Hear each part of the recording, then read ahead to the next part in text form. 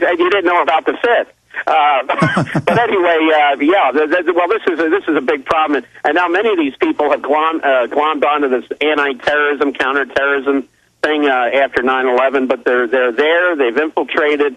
As you say, they're in many different parts of the government, both as political appointees, as we saw under the Reagan and Bush administration, but others are senior civil service.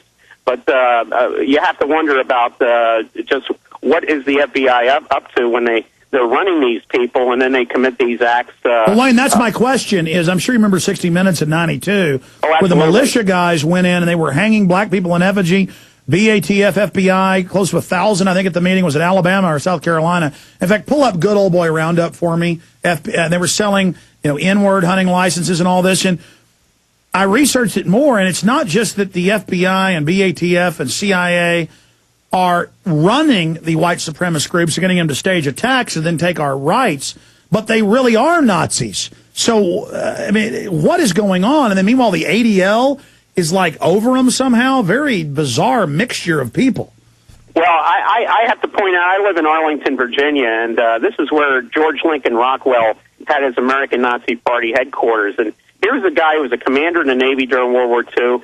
Can you imagine? We lose over 600,000 people fighting the Axis in that war. This guy Rockwell is running a ladies' magazine in Manhattan, but decides all of a sudden to come to the Washington area and start the American Nazi Party.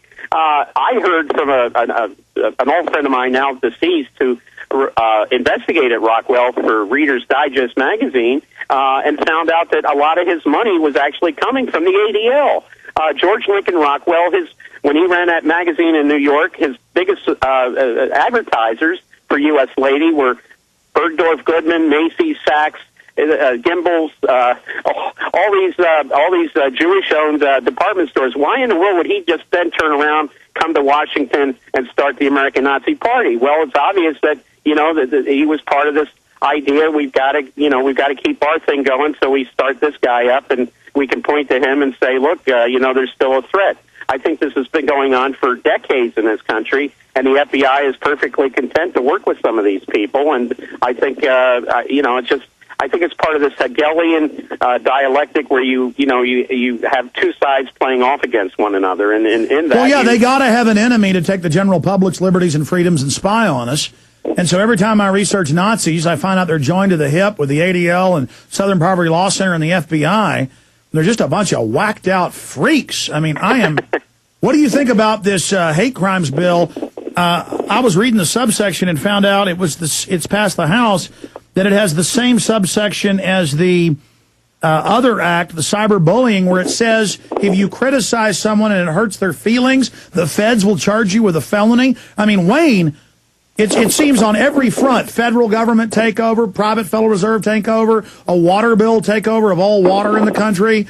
I know it's just everything's happening right now. Well, this law may not survive the Supreme Court, because I would note today the Supreme Court ruled against Sotomayor, Missouri. Also against Missouri, which wanted to bring a charge against this Westboro Baptist Church. This guy, where they picket the funerals of guys coming back from Iraq, guys that got killed over there. But the Supreme Court upheld the right of that Westboro, as nutty as they are. They said they had every right to picket these funerals. Yeah, for those that don't know, the First Amendment is to protect nuts like that, who are really, I think, very distasteful. But it's there for distasteful speech, not for speech you like. Go ahead.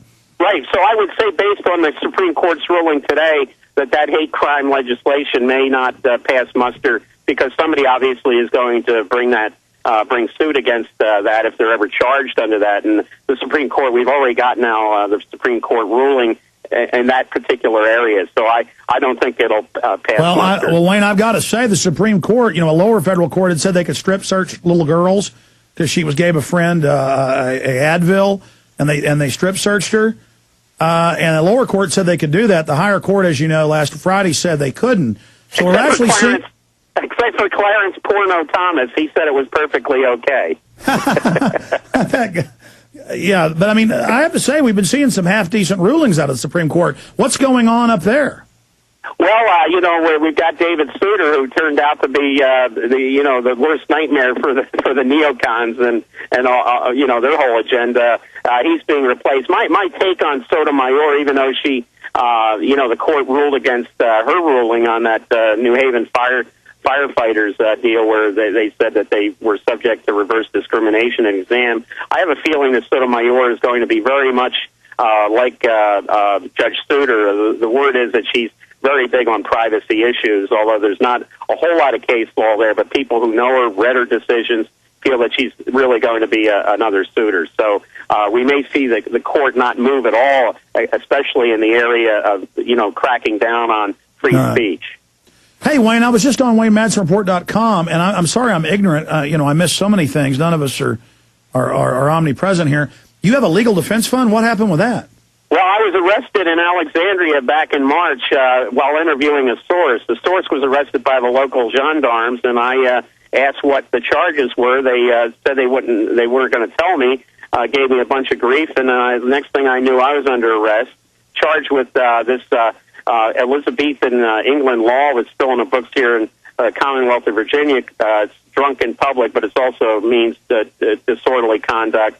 A failure to obey a police officer. Yeah, that's one of their favorites. Yeah. They decided not to prosecute that, but it's a whole other thing now. I've got to get the record expunged, and that's actually done by a higher court where there's really no right of appeal. So I just found out Friday that the Commonwealth is not going to contest the expungement, but it continues, and the whole idea. Yeah, but I mean, what's going on in Virginia and D.C.? I was there for Bilderberg last year, and everywhere I went, I would try to videotape from parks, the Washington Monument from 100 yards away, and cops would run up and threaten to arrest me, and they told me I couldn't videotape the White House, but they weren't just doing it to me. Old ladies, families, Boy Scout groups. I mean, and they'd say, we don't care. No, it's not tourism, it's terrorism.